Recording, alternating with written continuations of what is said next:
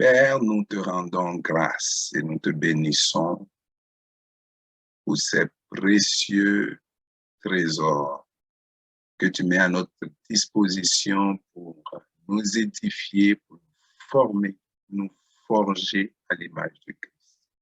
Merci pour ta parole ce soir. Merci Seigneur de ce que nous pouvons avoir un cœur disposé et des oreilles attentives pour entendre et recevoir ce que tu veux nous communiquer et pouvoir grandir et marcher avec toi comme des fils. Au nom de Jésus, Amen. Donc, je vais lancer ça. Donc, aujourd'hui, on va écouter, puis après, on va quand même prendre le temps d'échanger sur les questions, peut-être en deux groupes. L'intimité avec Dieu.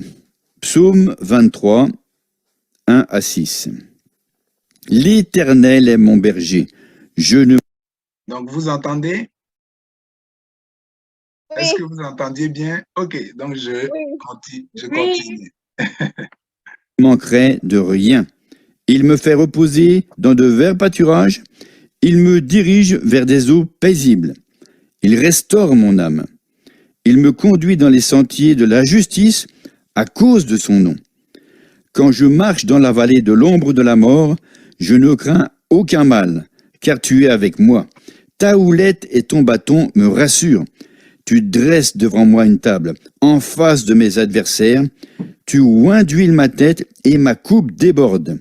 Assurément, le bonheur et la grâce m'accompagneront tous les jours de ma vie, et j'habiterai dans la maison de l'Éternel jusqu'à la fin de mes jours. À mon avis, aucun autre passage biblique ne décrit mieux l'amour du Père et celui de Jésus envers nous que le psaume 23. Un grand nombre de psaumes sont prophétiques. Le psaume 22 nous dépeint la mort de Jésus sur la croix.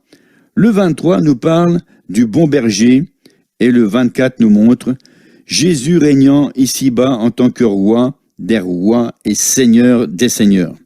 À l'heure actuelle, nous vivons le psaume 23. L'Éternel est mon berger. Lors de sa venue, Jésus dit « Je suis au présent, le bon berger ». Romains 10, 9 déclare « Si tu confesses de ta bouche le Seigneur Jésus, ou Jésus en tant que Seigneur, le Seigneur est mon berger maintenant même. » Nous vivons selon le psaume 23. Voici mon interprétation du psaume 23. Je le cite toujours de cette façon. L'Éternel est mon berger, je ne manque de rien. Je suis parfaitement satisfait. Je vis dans l'abondance. Le verset 2 mentionne que le trèfle savoureux et l'herbe tendre recouvrent le sol. Aucun effort n'est exigé de ma part pour satisfaire mes besoins. Le Seigneur me conduit auprès des eaux paisibles. L'eau et la nourriture sont indispensables à la vie. Dieu merci, il me dirige, il me conduit, il pourvoit à tous mes besoins. Il me fait reposer dans la sécurité et le calme des pâturages d'abondance. Auprès de moi coule un ruisseau murmurant. Ces eaux vivantes répondent aux cris de mon cœur. J'ai de l'eau et de la nourriture. Je suis protégé et abrité. Dieu prend soin de moi. C'est mon Père. Quand j'ai peur, quand je suis terrorisé ou accablé par la souffrance, il restaure mon âme. Il me calme. Tout redevient normal. Il chasse mes craintes et mes angoisses. Il me porte dans ses bras et m'insuffle du courage et de la foi. Mon cœur se moque de mes ennemis, car il me conduit dans les sentiers de la grâce et me dirige dans la justice en sa présence, comme si je n'avais jamais péché. Et je bondis de joie et joue devant le trône de la grâce, sans qu'une seule pensée de crainte ou de terreur me vienne, car, voyez-vous, mon Père est celui qui est assis sur le trône. Aux yeux du monde, il est le juge. Les incroyants l'appellent Dieu, mais il est mon Père. Et fréquemment, quand j'entre dans sa présence pour m'entretenir avec lui, je l'entends dire « Mon fils, que te faut-il aujourd'hui? Que puis-je faire pour toi ?» Et je réponds, « Père, je n'ai besoin de rien. Tu es si merveilleux et si bon. Tu as déjà pourvu à tous mes besoins. Tu m'as même écrit une lettre pour m'en informer. Je n'ai aucun besoin, aucune inquiétude, car tu as pourvu à tout. Non, je n'ai aucune requête à te présenter. Je suis simplement venu passer du temps avec toi. Père, parce que j'aime m'attarder auprès du trône dans ta présence. » J'entends clairement sa voix me dire, « Mon fils, tu ne peux pas comprendre combien cela me réjouit le cœur. Aucun père terrestre ne désire communier avec ses enfants autant que moi, ton Père céleste. J'aimerais le faire avec les miens. Sache que j'ai façonné l'homme pour avoir un compagnon dans le but de communier avec lui. En d'autres termes, et voici les mots précis qu'il a prononcés, j'ai créé l'homme pour avoir un ami. J'ai mis Adam sur terre, dans le jardin, afin que je puisse descendre dans la fraîcheur du soir, me promener et m'entretenir avec lui. Quelle bénédiction infinie de pouvoir marcher avec Dieu. C'est vraiment merveilleux. Chapitre 6. La marche dans l'amour. L'amour de Dieu est répandu dans nos cœurs par le Saint-Esprit. Romains 5, verset 5. Pour communier avec le Père et marcher avec lui dans sa dimension, nous devons vivre dans l'amour divin, car Dieu est amour. À ma nouvelle naissance, Dieu est devenu mon Père. Il est le Dieu d'amour. Je suis un enfant d'amour du Dieu d'amour. Je suis né de lui, et il est amour. Par voie de conséquence, je suis né de l'amour, je possède la nature de Dieu qui est amour. Nous ne pouvons pas nier la présence de l'amour de Dieu en nous, parce que cet amour demeure dans chaque membre de sa famille. Sinon, nous n'en faisons pas partie. Il se peut, cependant, que nous ne sachions pas l'utiliser, à l'exemple de celui qui enveloppa son talent dans une serviette et l'enterra. Mais la Bible dit que l'amour de Dieu est répandu dans nos cœurs par le Saint-Esprit. Cela signifie que l'amour divin règne dans notre cœur, notre esprit. Nous appartenons à une famille d'amour. Jésus déclara, « À ceux-ci tous connaîtront que vous êtes mes disciples. Comment le sauront-ils? Si vous avez de l'amour les uns pour les autres. » Jean 13, 35. Ils nous reconnaîtront à notre amour. Il s'agit d'un amour désintéressé. Dieu a tant aimé le monde qu'il a donné. La loi d'amour de la famille de Dieu stipule « Aimez-vous les uns les autres comme je vous ai aimés. » Jean 13, 34. Comment Dieu nous a-t-il aimés? Nous a-t-il aimés parce que nous le méritions? Non. Selon la Bible, il nous a aimés lorsque nous étions encore des pécheurs indignes. Et si le Seigneur nous a aimés d'un si grand amour, lorsque nous étions encore des pécheurs indignes, voire ses ennemis, pensez-vous qu'il nous aime moins maintenant que nous sommes devenus ses enfants? Non, 1000 fois non. L'amour divin comparé à l'amour naturel, humain.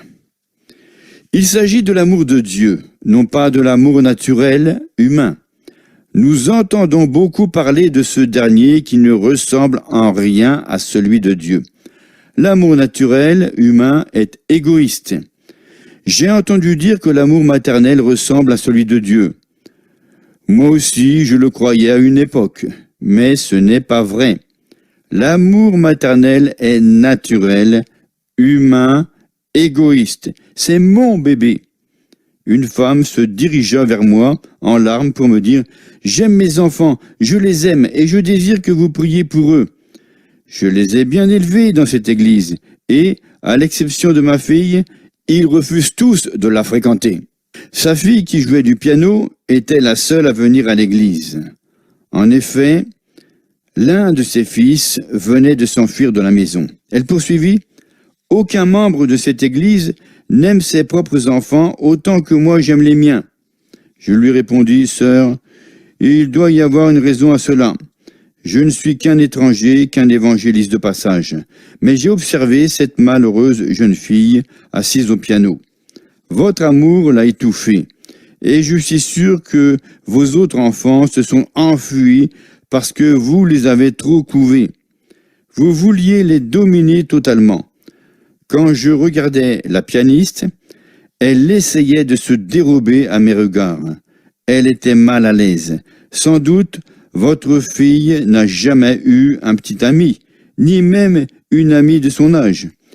Tout à fait, je l'ai toujours gardée à la maison. J'ai cru pouvoir mieux l'élever de cette façon. Non, ce n'est pas vrai. Elle manque d'équilibre. Il s'agissait de l'amour maternel, naturel et humain. Elle ne recherchait pas vraiment le bien-être de ses enfants, mais son propre intérêt. Elle voulait garder ses enfants auprès d'elle. Avez-vous remarqué que les belles-mères ont rarement des problèmes avec leur gendre, mais plutôt avec leur bru? Très souvent, la mère est convaincue qu'aucune jeune fille au monde n'est assez bien pour son petit, même si elle est sauvée, remplie de l'esprit et parle en langue chaque soir.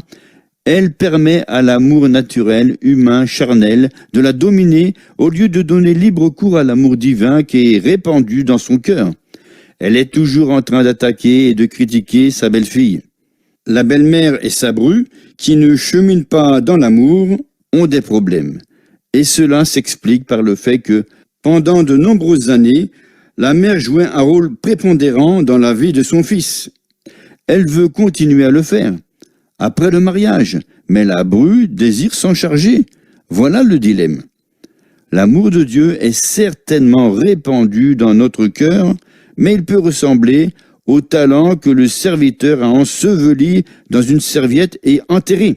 Mais, même si nous ne l'utilisons pas, il est caché dans notre cœur. Si nous apprenons à nous en servir et à le laisser prévaloir, nous constaterons une différence étonnante dans notre vie. L'amour divin est susceptible de mettre fin à toutes les souffrances dans le foyer. L'amour de Dieu n'a jamais intenté une procédure de divorce et ne le fera jamais. C'est l'amour naturel, charnel, qui conduit au divorce, puisqu'il peut se transformer en haine s'il n'obtient pas ce qu'il veut. Il combattra et se disputera, il griffera et frappera, il jurera et sera méchant. Lorsque l'amour de Dieu est injurié, il ne réagit pas de la même manière. Je ne suis pas en train d'affirmer que les chrétiens ne divorcent jamais, mais si cela se produit, c'est parce qu'ils n'ont pas permis à l'amour de Dieu de les dominer. Le Seigneur veut que nous croissions. Et Dieu merci, nous pouvons grandir en amour. La Bible parle de parfaire la marche dans l'amour ou de parvenir à la maturité. Nous ne sommes pas encore parfaits en amour, mais nous pouvons y arriver, et certains sont sur la bonne voie. L'amour divin n'est pas intéressé par ce que je peux obtenir, mais par ce que je peux donner. Comprenez-vous que cet amour est susceptible de résoudre tous les problèmes familiaux? Trop nombreux sont ceux qui sont égoïstes. Bien que chrétiens, ils se laissent dominer par la chair. Quelle sera ma récompense? Je n'accepte pas cela. Je ne me laisse pas faire. Moi. C'est vrai en ce qui concerne les églises. J'avais 20 ans et j'étais célibataire quand j'assurais le pastorat de ma deuxième église. Je louais une chambre chez un couple, membre de l'assemblée. Le mari connaissait la parole de Dieu et avait des expériences merveilleuses avec le Seigneur. Mais il était du genre, je connais mes droits, je suis autant membre de cette église que n'importe qui, j'ai mon mot à dire et je vais l'exprimer. Il le fit, en même temps que d'autres personnes, et l'église s'effondra. Je n'y restais que 6 mois. Dieu m'ordonna de dire à tous que, s'ils ne se repentaient pas, le jour viendrait où il n'aurait plus d'église. Le Seigneur les avertit, dans le premier message prophétique qu'il me chargea d'énoncer. J'enlèverai votre chandelier. Si vous ne vous repentez, les portes de l'Église se fermeront dans 1 an. Elles resteront fermées pour 2 ans. Puis elles se rouvriront afin de donner une seconde chance aux croyants. S'ils n'en profitent pas, l'Église tombera en ruine. Tous se fâchèrent. Ils étaient prêts à me traiter de la même manière dont les habitants de Nazareth voulurent s'en prendre à Jésus dans sa ville natale, en projetant de le jeter du haut de la colline. Ils rapportèrent ce que je venais de leur transmettre à certains anciens de la confession et voulurent se débarrasser de moi. Mais la crainte les empêcha d'accomplir leur dessein.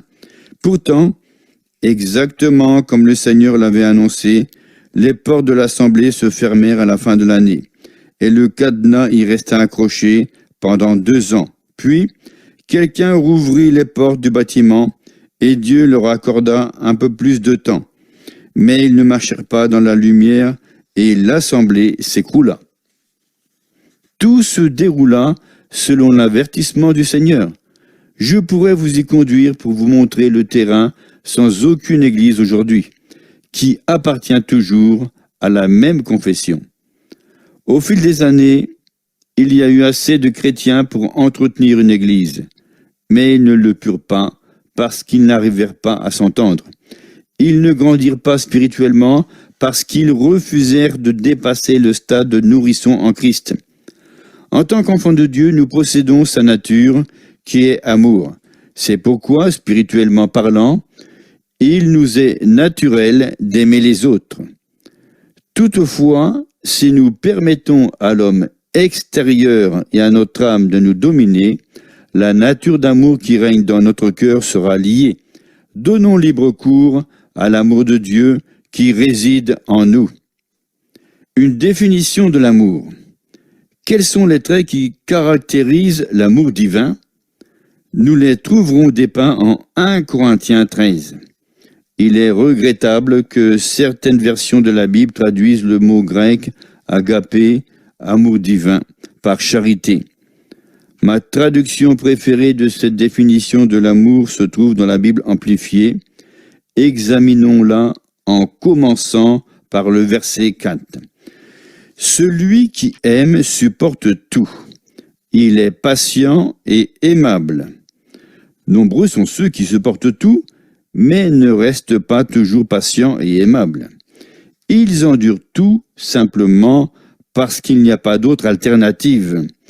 J'ai assez souffert et cela me suffit comme ça.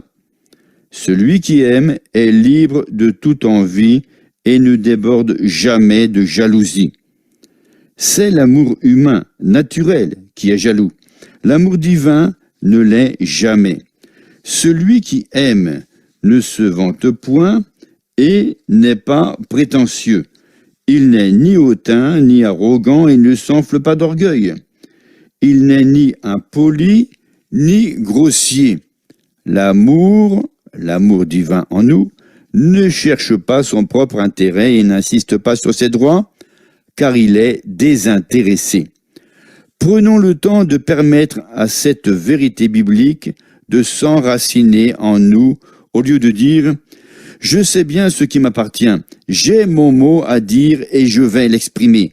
Je tiens à ce que mes droits soient reconnus, peu importe tout le mal qui pourrait en résulter pour mon prochain. » Ce verset dit que l'amour n'insiste pas sur ses droits.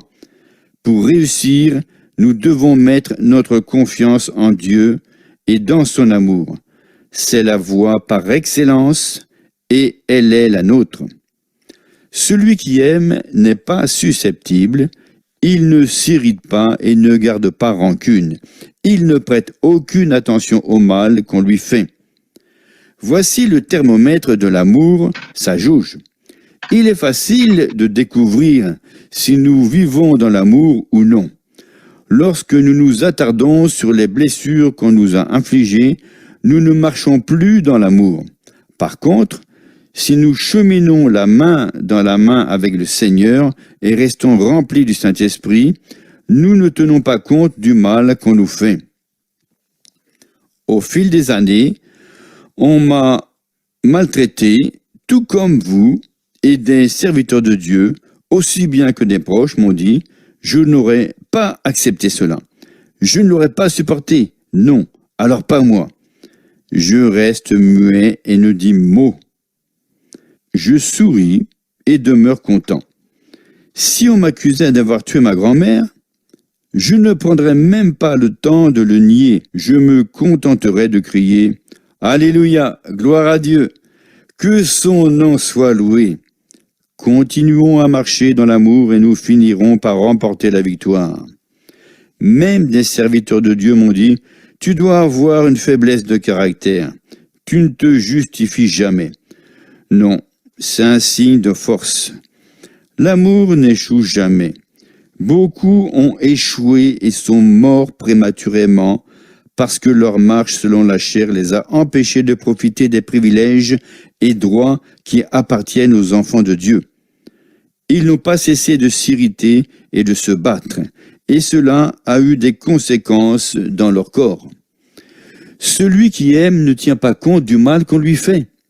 Il doit s'agir de l'amour de Dieu, car nous étions ses ennemis. Mais sans tenir compte du mal que nous lui avions fait, il envoya Jésus pour nous racheter. Il nous a aimés quand nous étions encore des pécheurs. Celui qui aime ignore l'injustice commise contre lui. Un vieil homme de Géorgie, États-Unis, dit un jour « Autant l'admettre, il n'y a pas beaucoup de gens qui marchent dans l'amour divin, bien qu'il leur appartienne.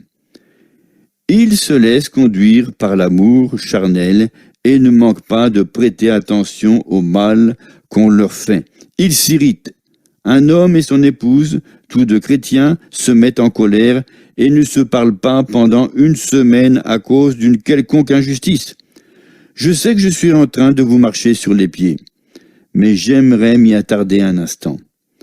Comprenez-vous à quel point cela arrangerait les choses dans le foyer, à l'Église et dans la nation, si les hommes naissaient de nouveau, recevaient l'amour de Dieu dans leur cœur et vivaient dans la famille de Dieu en tant que ses enfants? Celui qui aime ne prend plaisir ni à l'injustice, ni à l'iniquité, mais se réjouit de la justice et la vérité triomphe. L'amour supporte tout. Quelqu'un a dit « Je ne peux plus l'accepter ». L'amour le peut. Je n'arrive plus à le supporter. Et Dieu, il nous supporte tous. Je n'en peux plus. C'est l'amour charnel qui parle. L'amour divin qui réside dans notre cœur endure tout. Celui qui aime est toujours disposé à croire le meilleur de chacun. L'amour charnel est toujours prêt à croire le pire de chacun, du conjoint, des enfants. Par contre, l'amour divin accorde constamment le bénéfice du doute à tous, conjoints, frères et sœurs en Christ, enfants. Croyons le meilleur de chaque personne. Je parcours le pays dans l'exercice de mon ministère et je ne prête aucune attention au commérage à propos de serviteurs de Dieu, de chanteurs, de diacres, d'enseignants de l'école du dimanche, etc. Je n'en retiens pas un mot parce que je crois le meilleur de chacun. Les enfants ont le droit d'être élevés dans une ambiance d'amour. Alors, ils seront prêts à s'engager dans le combat de la vie pour remporter la victoire. Mais lorsque nous voyons tout en noir et le répétons sans arrêt, « Tu n'arriveras jamais à rien », ils récolteront le fruit de nos paroles. Par contre, si nous reconnaissons le potentiel qui réside en eux, si nous les aimons comme il convient, nous leur permettrons de s'épanouir et de gagner dans la vie. L'espoir de celui qui aime ne se flétrit jamais. Il supporte tout sans faiblir. L'amour n'échoue jamais. Il ne peut s'effacer, ni tomber en désuétude, ni prendre fin. Si nous marchons dans l'amour, nous n'échouerons jamais, parce que l'amour triomphe de tout. Nous aspirons aux dons spirituels, et c'est bien. Pourtant, l'amour doit primer dans notre vie. Les prophéties passeront, les langues cesseront et la connaissance disparaîtra. Mais, Dieu merci, l'amour ne périra jamais. Bien sûr, je crois aux prophéties et aux messages en langue. J'en remercie le Seigneur.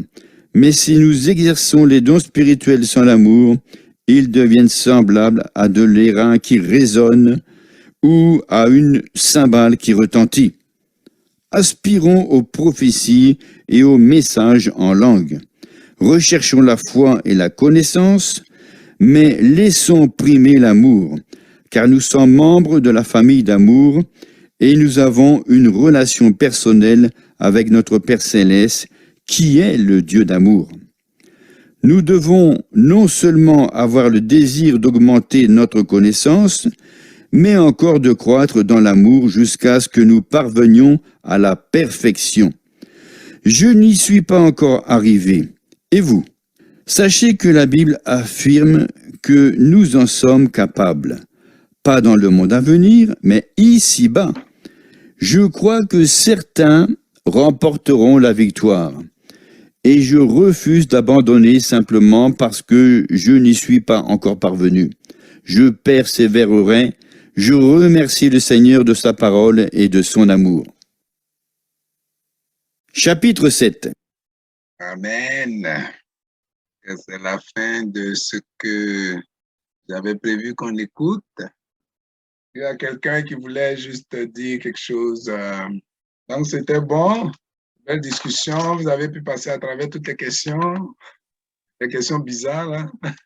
Je disais dans mon groupe, j'ai posé les questions sans avoir les réponses. Il y a peut-être une idée de réponse à laquelle je pensais, mais je voulais qu'en discutant, chacun apporte quelque chose pour nous aider tous ensemble là-dedans.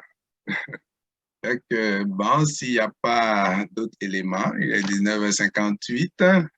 J'espère que ça a été un moment édifiant pour tout le monde, en tout cas pour moi, oui. Amen. Yes. Donc, on va se dire bonne soirée et bonne suite de semaine.